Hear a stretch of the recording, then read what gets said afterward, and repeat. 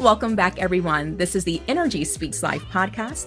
I'm Coach Nrgy, the self-mastery coach, speaker, mediator, and author. On this channel, we talk about everything personal development and self-improvement for those who want to achieve self-mastery. And on each episode, we will share tips, strategies, techniques, and tips that you can actually take action on, practical solutions that you can actually take action on the same day. I have my guest here today, Jaime. He will be discussing everything surrounding self-improvement, self-discovery, self-care, refining your goals, because this is the perfect time. We're about the halfway mark of the year, motivation and growth mindset. So I'm super excited to hear what Jaime has to say.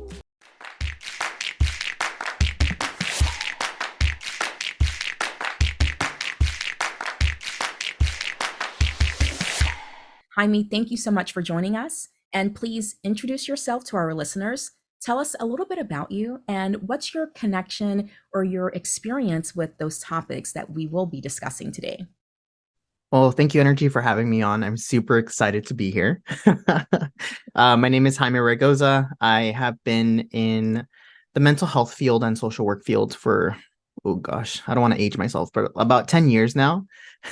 So from there, I really have been working with a lot of people with various different issues, whether it be just needing to reconnect back into their life. They feel lost, they feel stuck, or they just feel like they don't have a purpose anymore, to more hardcore topics of addiction, mental health issues, severe anxiety, and I've helped them navigate through their life. I started off, like I said, a mental health educator, and then I kind of transitioned into a life coach as my years went on.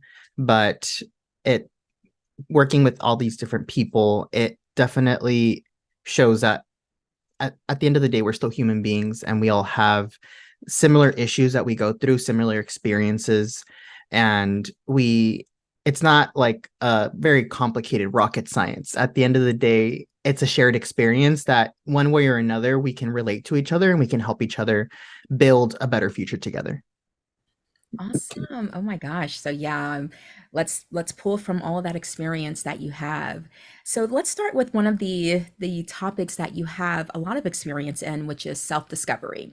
So Mm-hmm. kind of tell us a little bit about your viewpoint and your the way that you work with clients and maybe even yourself regarding self-discovery. Well, you need to really ask the question why. Like, why am I here? What am I doing? And what is my purpose? Which sounds like a very deep question, and we may not always have the answer to. And I think one of the things that people tend to fear is trying new things, trying to really get to know who they are. I've noticed, especially something that I struggled with growing up, was I was always catering my needs to everybody else. So I never really did that self reflection to see what does Hyman need? What is it that matters to me?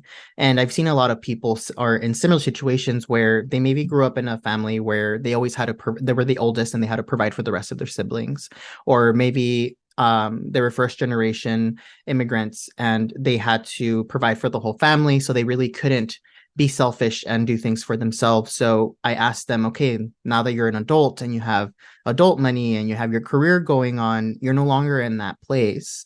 So let's really ask ourselves, what do you need? What is it that fulfills you? What is filling your soul? And it's funny how I always like to start every session with the 8 sections of wellness. So your physical wellness, your mental wellness, your social, spiritual, environmental, occupational, mental health, various sections of wellness. And I asked them which of the areas do they feel that they're more like connected to, and which ones are they more separated to. And the ones that they're more separated to, those are the areas we really have to dive in to really discover why are we so separated from those and what is missing, so you can find your purpose. Oh man, I like that. You ask the questions, or you start off with the 8 sections of wellness, and then you ask your client, okay, which one of these are you most connected to? I like that. You were talking about having, depending on like maybe how you've grown up, needing to put other people first or not really being able to think about yourself at, too often. I had a guest prior to you on another episode, and we were talking about people pleasing. And as soon as you described that, I was like, yeah, we actually talked about that, being such a people pleaser and how it can affect the person and the person growing up and developing, especially going into adulthood. And Mm-hmm. your self discovery topic, it's like that's exactly what a people pleaser needs to go through the process of discovering themselves, asking that question, why am I here? What is my purpose? So when you said that, it tied me to the other another conversation I was having before. So that's good. So with that, when a person asks themselves why, how what would you say to help guide them through finding that answer? Well, we really have to see what are their passions. And sometimes we get stuck there because they don't know. So we really have to see what is their passions? What is it that they brings them joy every single day? And something that advice that was given to me by another person was always find something that you're passionate for and something that can two actually let me rephrase that. Two things that you're passionate for and one thing that can bring you money based on those two passions. And how, so really think about those two passions and how can you reinvent those two passions to bring you some money, and then see, is there a job out there that fits that those two passions? And if so, seek for those positions and try them out. You may think you like them, and once you start doing them, you may realize, you know what, this isn't for me. Then pick two more passions and go for it. But if you look out in the millions of jobs that are out there, and you're like, you know what, none of these really fit my niche and what my two passions are, then that's when you need to really do the really reflection of, maybe I need to create this position for myself, this company, this vision, and then create something new. And if there is something out there and you just don't like the structure, then duplicate it and make it better. Yes, yes, yes. Try new things, try different things out. When I'm working with clients as well, and I'll give them that same advice or maybe even assignment, I'll make it an assignment. And, sometimes they'll respond back and say, what if I don't do well, or what if I mess up? That's fine. Mm-hmm. It's okay, especially with it being something that you're new at doing, or a new experience or a new bridge that you're about to cross. You're not gonna, maybe do well right at first. You have to try it to see if this is something that you're good at, and not just being talented and good at it, but if it's something that, like you said, it kind of strikes that emotion, that joy within you. And then if you can, tick off that third box and see how can it bring in some income, that's it right there. Yes, and to piggyback off of your the fear of failing, I actually challenge everybody. I want you to do something and I want you to fail, because that's the only way you're going to learn. We learn through being in uncomfortable situations, because when we're in comfortable situations, you're not challenged. You're not learning anything. You're being in a safe space where, why should you change if nothing's going wrong? And that's the only way you're going to grow, by putting yourself in uncomfortable situations where you will potentially fail. But through each failure, you're learning a valuable life lesson that you would have never learned unless you actually tried and failed. So by doing so, you're better equipped for the next time around. And you're only going to once you're low, you can't go any lower than that. So the only way is going up. So just keep building on that through your mistakes, and you're going to have this plethora of knowledge, this tool belt of skills that you're only going to help you in the long run. Absolutely. And that's a perfect segue to growth mindset. Mm-hmm. Like, let's talk about that. Tell us about growth mindset, and how can it be beneficial, and how can a person get to that place?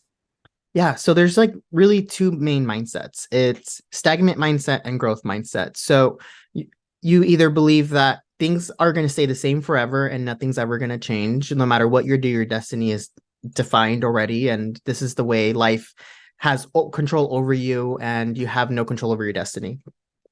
Second one is growth mindset, where you have control of your life. You can maybe not control every single circumstance, but you can control your behaviors, your actions, the way you react to things, your perspective, and you will ultimately shape your destiny the way that you want it to, that best fits your life. And this is something that I always like to instill in my clients and everyone that I work with and interact with, because it is so valuable that you have control over your life.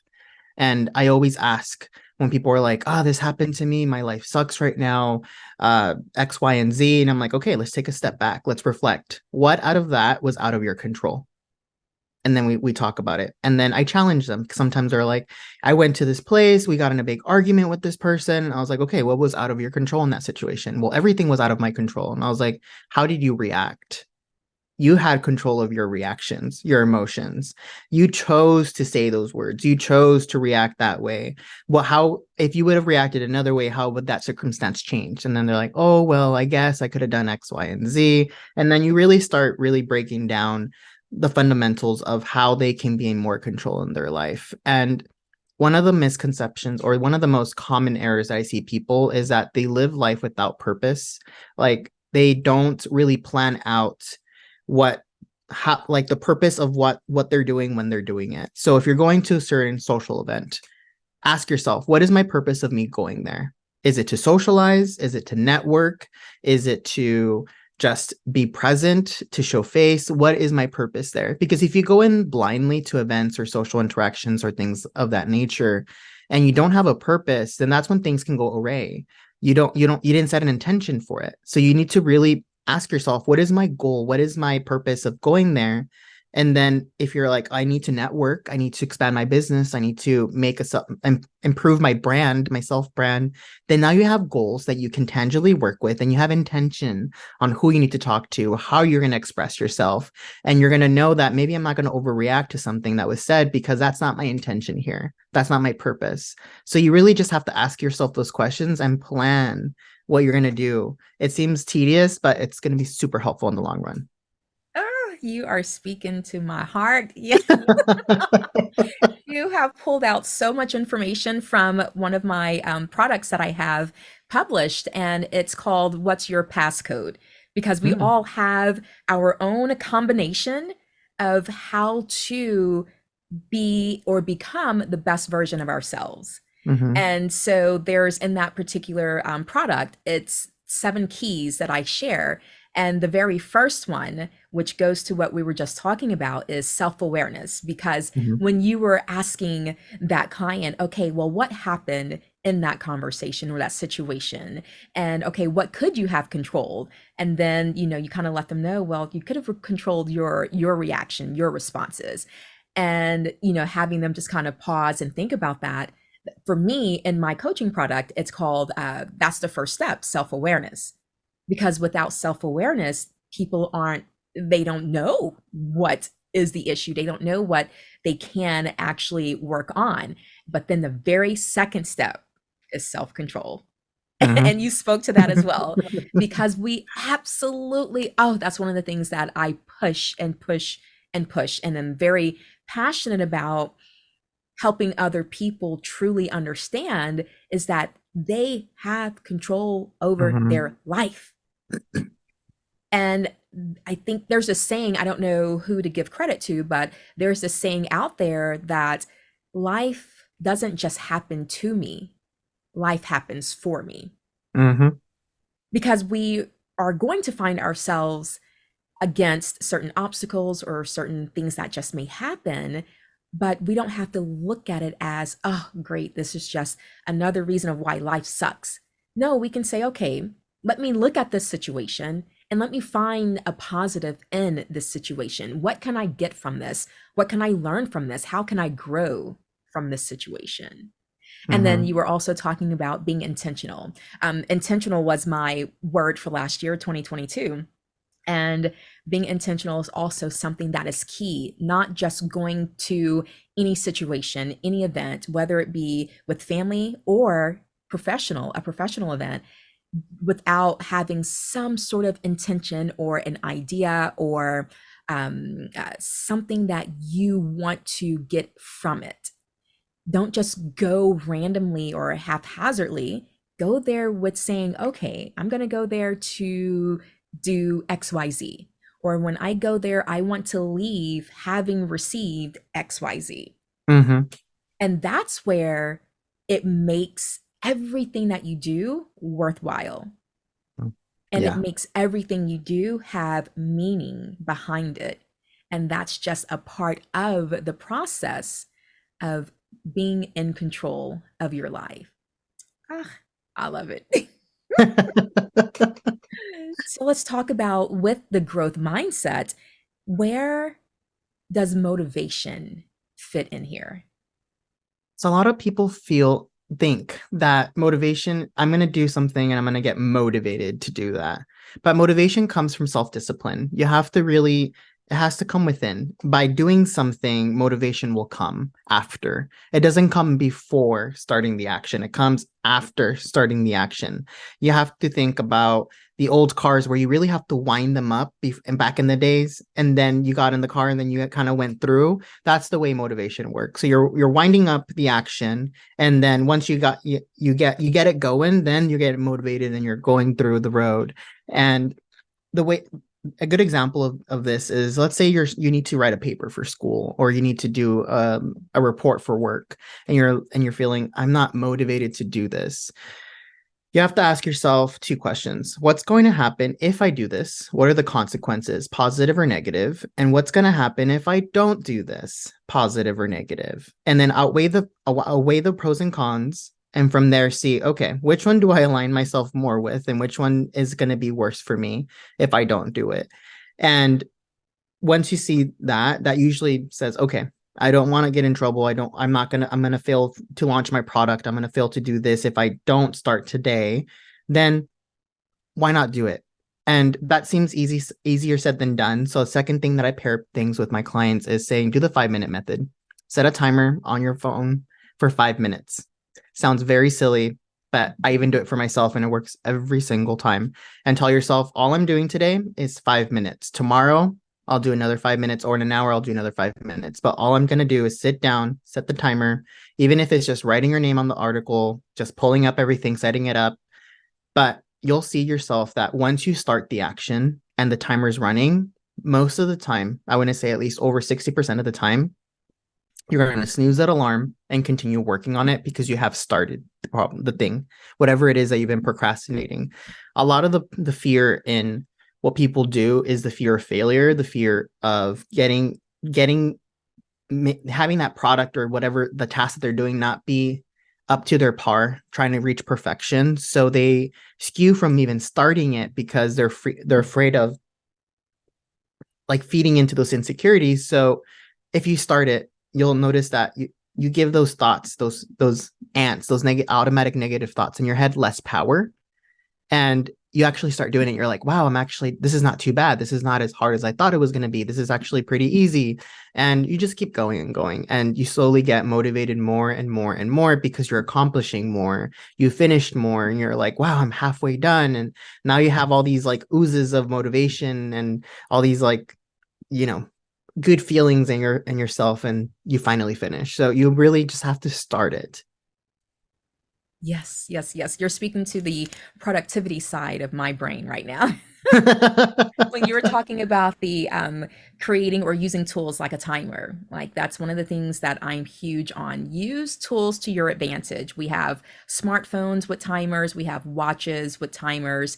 I mean, we have sophisticated technology nowadays Mhm. to where it can help us stay productive and just to get started. Because for a lot of people, the hardest part is just getting started, Mhm. taking that first step, or standing up and moving to the desk, or standing up and going into the kitchen to wash the dishes, whatever it is. I'm Mhm. as you were talking and the motivation piece, like right now with present day of us recording, I'm in the middle of a huge decluttering journey. Mhm. And there are some days where I'm like, I'm not touching nothing. And it's like, oh my gosh, so I have to dig deep and get, figure out or take one of my techniques or my strategies myself and say, okay, what's going to work for me right now to help me get up and do what I know I want to do and what I need to do.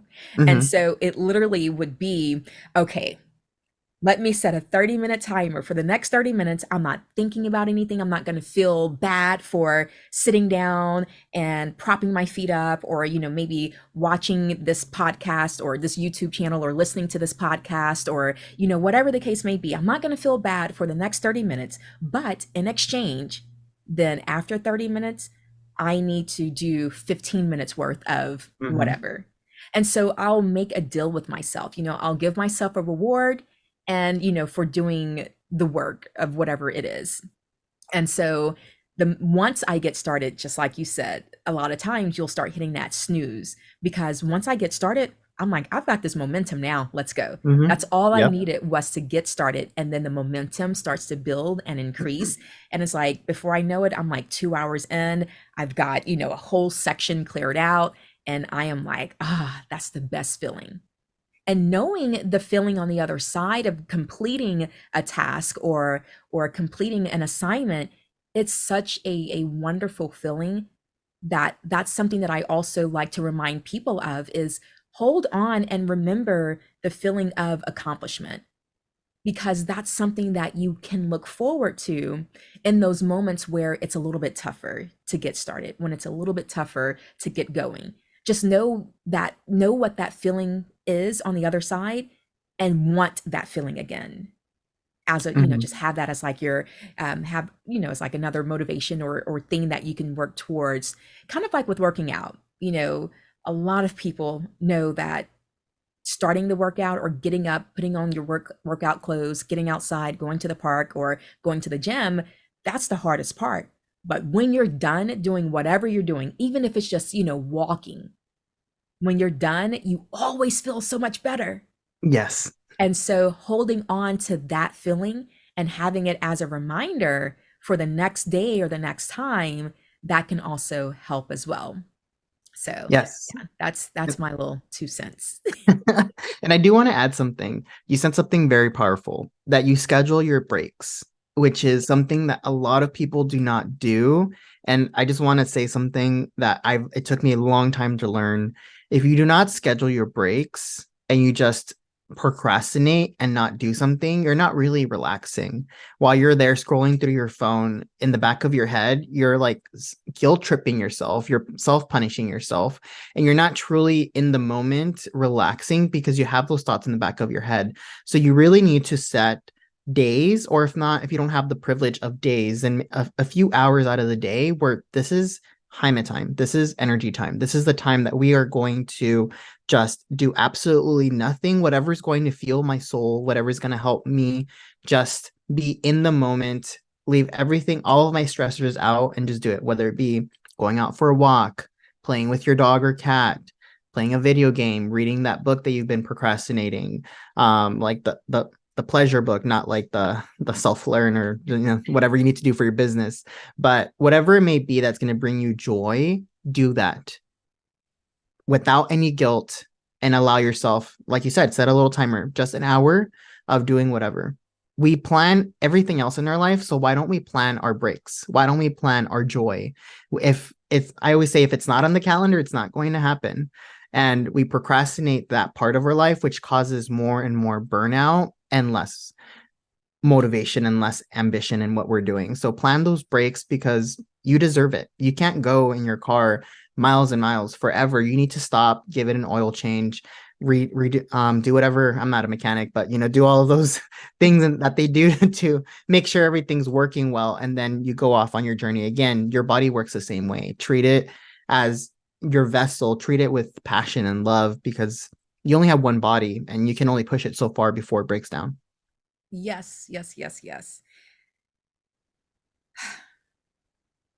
I'm big on balance. So I don't Mhm. know where you are on the spectrum of balance, because a lot of people, especially coaches, there are some coaches who are like, balance does not exist, but for me, but for me, I'm big on balance. And speaking to the creating breaks, scheduling breaks, absolutely, because we schedule time for all of this work, all of these different things we have to do, we have to accomplish, we have to achieve. But a lot of us fell to schedule time to just rest, Mhm. relax, recoup, and do nothing. And with my so some of my other clients. So on this channel, I speak to my high achievers, but I have another channel and another set of clients. They're the single parents, and for my single parents, especially the single moms, they have what's considered mom guilt, and the Mm, guilt comes from which is an inaccurate word and term and feeling that they're using to describe it, because the definition of guilt based off of how they're using the term, oh, I feel guilty if I take a break, or I feel guilty if I do something for myself, or I feel guilty if I sit down without my kids, or schedule some time away for just mommy time. And and I let them know, you have to do that. You have to schedule some downtime for yourself to even show up to be the best mom that you can be, or to be the best dad that you can be. hmm. And so here on this channel, you have to schedule time for yourself to be the best version of yourself that you can be. Exactly. Yes. Wonderful. So with that, let's segue to self-care.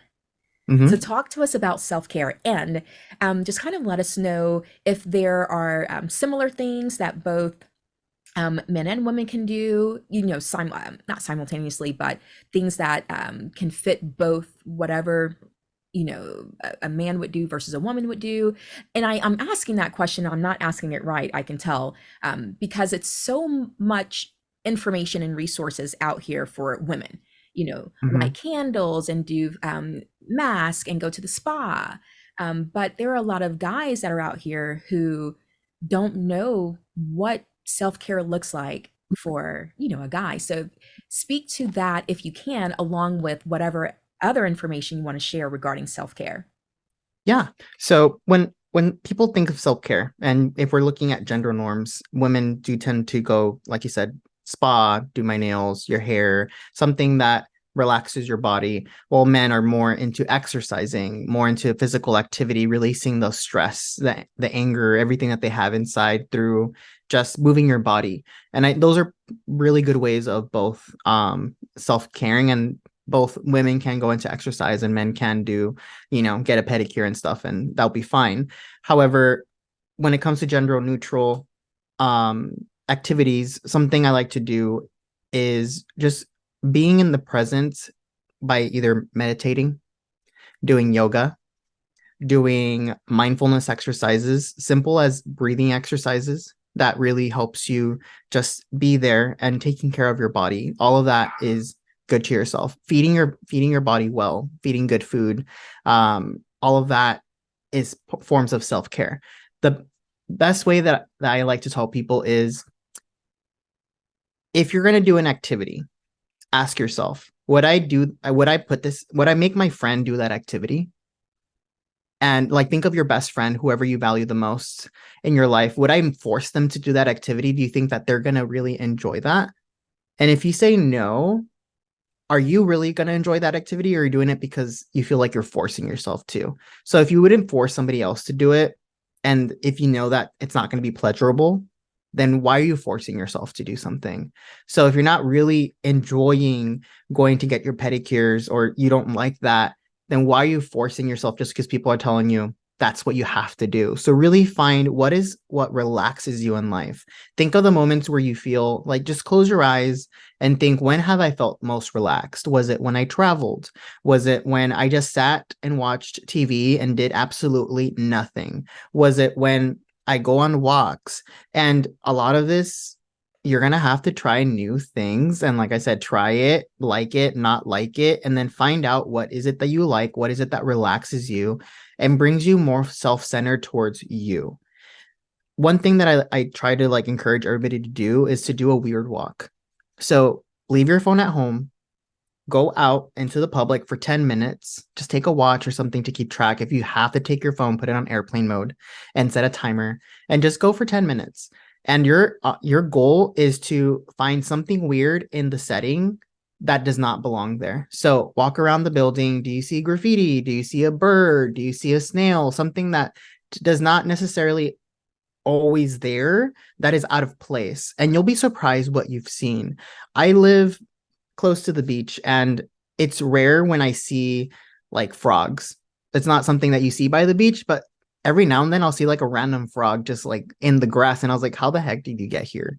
You know, and I'm like, what the heck? Or I'm like walking and I noticed that a person painted this rock very beautifully and it's like placed on the floor that if I would have not looked for something, I would have never noticed it. And it tells you a story about that person, their joy, whatever they did. And all these little things, or sometimes you're just walking and you realize people holding hands or people just hugging, sharing like a beautiful moment together that you would have not noticed the beauty of humanity in that instance. So really force yourself to look at something different and something weird that you're not used to. And you're going to notice that by the time you come back, you're like, oh, wow, I haven't thought about work. I haven't thought about my stressors. And you had that little moment to relax and then continue again. Yes, weird walk. I was like, did he say weird? And then you kept talking, and I was like, he did say weird. I was like, okay. That's good though, because I had another a prior guest on the other channel, and we his whole topic was about nature Mm, and the health benefits of being in nature, just what it does for the mind, the body, the spirit, the soul, everything. And he was also describing, going on a nature walk. And even if you don't live near woods, he actually used like a beach for an example, or some people just live in the city. And mhm. so, going to maybe just the local city park and paying attention to what's around you, looking for that leaf that's in an odd shape or whatever. So yeah, weird walk. I love it. And thank you for clearing it up for me. Gender neutral. I was like, I'm trying to find the term and it couldn't come. And I'm like, I know I'm not explaining this right. So gender neutral. Yes. Thank you for sharing all those other examples that aren't often talked about or not the first thing that comes to mind. Because, like I said, a lot of things that come to mind, and it may just because of the marketing, candles and bubble bath and massage and spa and facial. But what about those other things? Just sitting Exactly. down, watching TV, going for a walk, not taking your device with you, so forth and so on. Thank you. Yeah. And just know you don't have to do it alone. So if your self-care is being with your bestie or Yes. being with your mom or your dad or your sister, brother, whoever it may be, and just relaxing, just being in their presence, that's perfectly fine too. It's whatever is going to feel like nurture you. And I'm going to go back to the eight wheels, the eight sections of wellness. Look at what wellness is lower in the spectrum for you and focus on taking care of yourself in that section. So if your social wellness is very low because you've been isolating yourself because of all your work, all of your school, whatever it may be, then that's the one you need to do self-care in. And that's the thing that people think self-care is I just need to feel good, but there's so many ways of you feeling good. So tap into those areas. Like if feeling good just by sharing a memory with someone, having coffee with a friend that you haven't talked with in years, that is going to make you feel good, then do it. Yes, yes. It's important to know that self-care will look different for everyone. Hmm. There is no right or wrong. There is no cookie cutter method of self-care. Awesome. Exactly. So let's go to refining your goals. So again, by the time that we are here talking about this, and we're halfway through the year already. So I think this is a perfect way and a perfect time to help people figure out, okay, how have the past 6 months or so gone? And what do I want to do with the 6 months that are coming up? So let's talk about refining your goals. Okay. So let's be very honest. Only 20% of people actually accomplish their goals throughout the year. And that's perfectly fine. And the reason that 80% of people don't is because they tried it once, it didn't work out the way that they planned, and they give up because they're like, I already killed it. I ruined it. So that's a misconception. Don't think that just because you tried it and it didn't work, that means you need to give up. You need to restructure that goal, see why did it fail, and know that you're human at the end of the day. You can never be perfect as much as you want to. You're not going to be perfect and everything's going to go your way 100% of the time. You're going to have days that you're going to have a setback, which is fine. Allow yourself to rejuvenate that day and then start again the next day. A lot of the common goals is I'm going to lose weight, this year. So, okay, if you're going to the gym consistently and you have an issue happen and you stop going to the gym for a week, okay, you didn't fail at your goal. You just had a minor setback, but let's continue the next day and start again. So really reevaluate the goals that you let go and ask yourself, why did I let go of those goals? Or if I'm working on a goal still and it's not going the way that you want to, really ask yourself, why is it not going the way I want to? What are my obstacles that are stopping me from achieving that goal? And plan for those. And one of the things that people fail to plan is for stuff that may happen. So birthdays, holidays, special events, weddings, quinceañeras, whatever it may be, those things may stop your routine of whatever you're doing towards your goals. And it's okay. Allow yourself those days, like I said, those break days to just be in the moment and do it. Don't force yourself to wake up at 3 in the morning if that's not your routine to go to the gym that day, to go to the event. Just allow yourself a day break and start again the next day. But really evaluate and plan around these events and think in the future, because failing to plan is planning to fail. So if you don't plan for all of these little things, then when those things come up, it's going to hit you hard. For example, fitness is a big goal this year for me, but I know I had 2 surgeries coming up, and I know that I'm not going to be going to the gym those 2 surgeries. So I already told myself during that month I'm probably not going to be able to go to the gym. So what can I do instead? So I meal prepped ahead, and I started doing more frozen meals, smoothies, juices, things that were easier since I know I wasn't going to be as mobile, but I planned for that. And because of that, I didn't get pushed back as far as I would have if I didn't plan for it. But I'm still ahead of my goal, but I planned for it.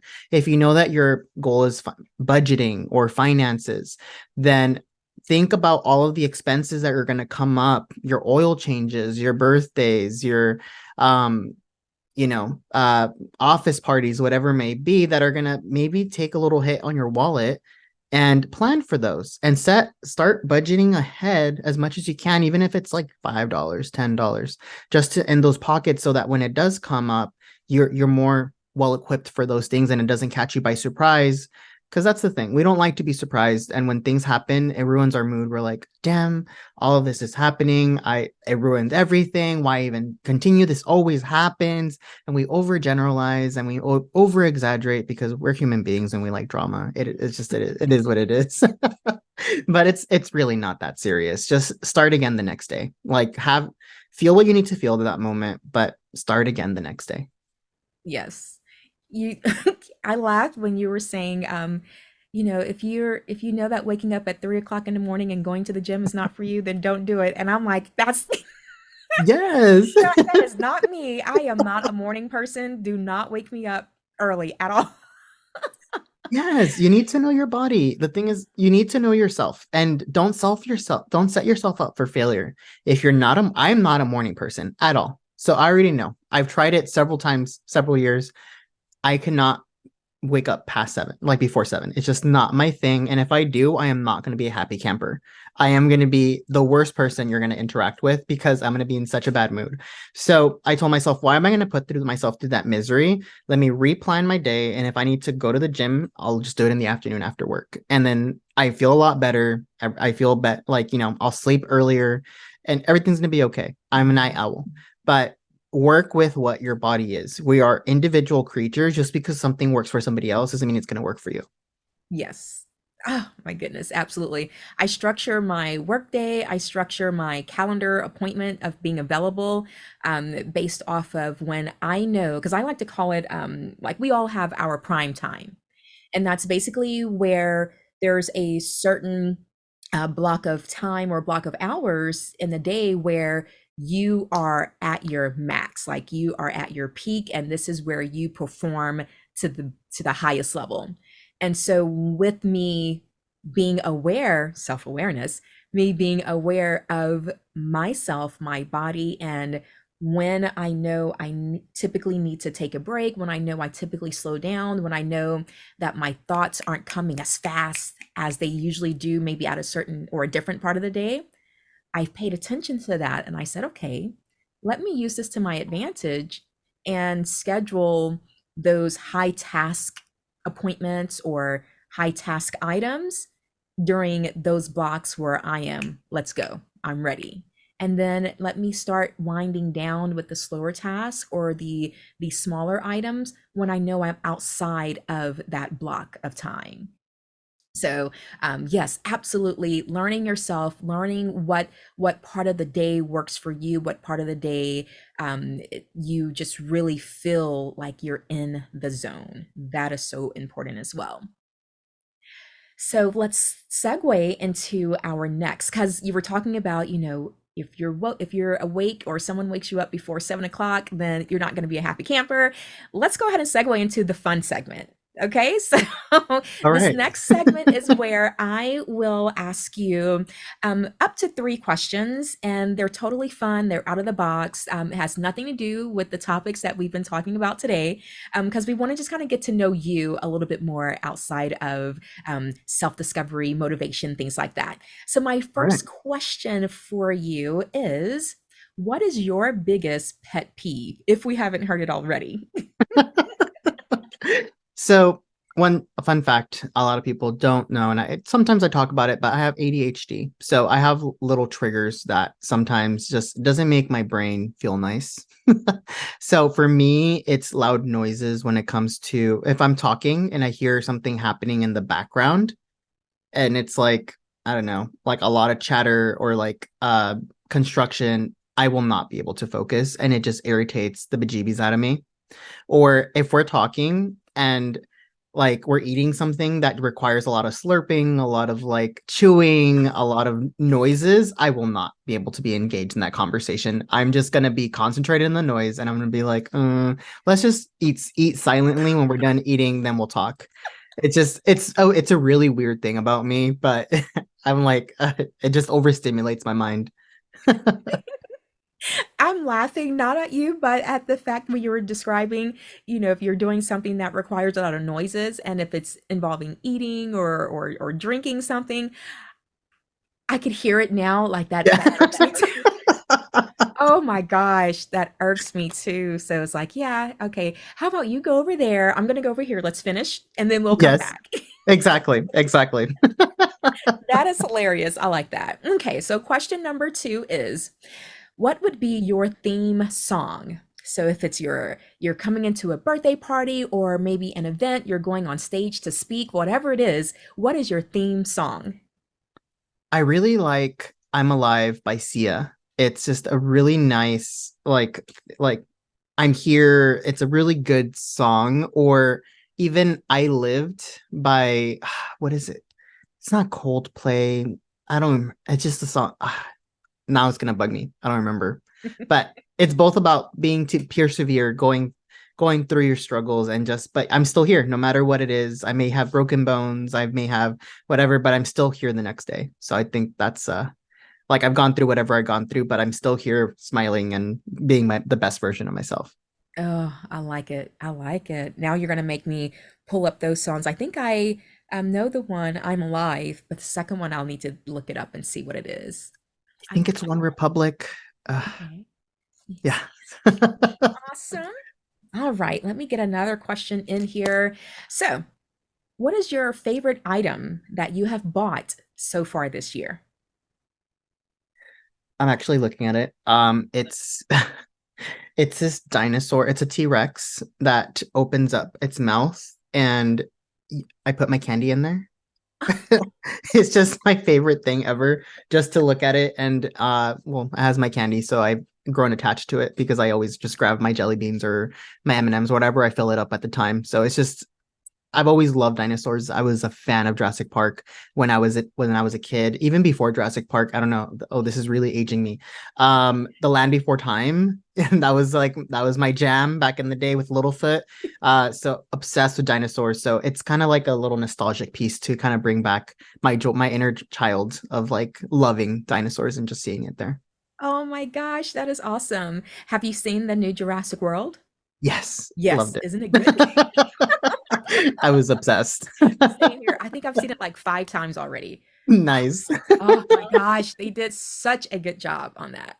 And I Yes, they love to did. go back and watch the original, the first Hmm. or what do you call it? The first, not seasons, but The first movie or the first yeah, series. yeah, Yeah. yes. Oh my goodness, I love that too. And I'm a big like Indiana Jones fan as well. So Yes, that was fun. Yes. I loved all of that. I love those adventure movies, especially the way that they used to make them, and it's just amazing. yes, absolutely. Do you mind me doing a bonus question for you? Because I'm curious for this one. Yeah, go for it. Okay, so what would be one word that you would use to describe yourself? Huh. That's a good question. Oh, awesome. Let me think. I would say I'm just okay. So I'm thinking of like three words, but the one that resonates with me more is adaptive. So I tend to really adapt to my situation. No matter where I'm at, I may go in a little bit of a freeze so I can kind of analyze everything, but then I'll quickly adapt. I took a those like quizzes that you kind of like the Myers-Briggs tests. It Mm-hmm. was similar, but instead it told you what kind of animal you were, and I was a chameleon because I tend to adapt to the best of the situation as much as possible. And I've always stuck with that adaptive personality trait that no matter where I'm at, I'm always going to strive because I can quickly adapt to the circumstances. Yes. Ah, I'm glad I asked that question. Well, thank you for entertaining us during that fun segment. And we are at the point of this podcast where you can share one final word, maybe a takeaway, a final note that you want to make sure that you leave our listeners with. Maybe it's a motto, whatever it is. Please take it away. Yeah. My slogan for my business is always unleash the unicorn in you. So always tap into your full potential by really asking yourself what is your purpose and really put the time to get to know yourself. We do so much work in getting to know our work, our friends, our loved ones, but we really lack the attention towards ourselves to really take yourself out on a date. Ask yourself what is it that you like and really do that nurture, that self-talk and that self-care for yourself because you matter. Love yourself as if you want everybody else to love you and how you want to love everybody else and give that same passion and dedication to yourself because you matter. Wonderful. Awesome takeaway. Perfect way to end this episode. Thank you so much, Jaime, for sharing your time with us and all of your valuable information. This was exciting for me because we are in the same industry, in the same field, and we work on like those same areas. And I enjoyed it as well. And so I want to make sure that we are able to support you. So take a moment and let us know how can we follow you? What can we do to support you? If you have any books or products that are out there, any coaching programs, feel free to share that information, your website, go for it. Of course. Thank you so much. Yeah. So I also have a coaching business called Raygoza Consulting. I do one-on-one coaching there along with consults for businesses if they want to work with me in a larger scale. And my website is www.raygoza-consulting.com, Raygoza-consulting.com.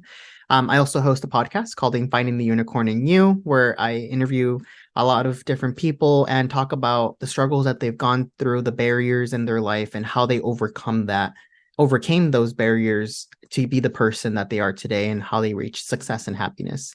So feel free to look us up on pretty much any podcast streaming platform and also on YouTube. And I did release a book called The Journal That Began My Journey, which is a self-help book to really keep you organized and on track. And you can pretty much find that on Amazon. Awesome. Did you provide those links to me? If so, I will put them in a description. Yeah, And if not, send them to me. They're going to be in the description. So if anyone is interested in that self-help book, make sure that you follow the link, click the link, and purchase it off of Amazon. We definitely want to support you. But that is it for this episode, everyone. Thank you so much for tuning in. I know you've got some good information out of this because I did as well. And make sure that you share this episode with your loved ones or someone that you know could benefit from everything that we discussed today. today. If you have not already, please subscribe and hit that bell so you are notified every time another episode comes out. Well, you have been listening to the Speaks Life podcast. I'm Coach Nrgy, the self-mastery coach. Be sure that you connect with me via my website as well, nrgyspeakslife.com.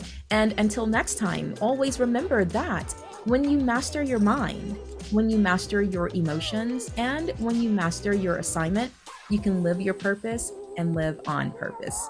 Thanks so much. Stay tuned. Bye-bye.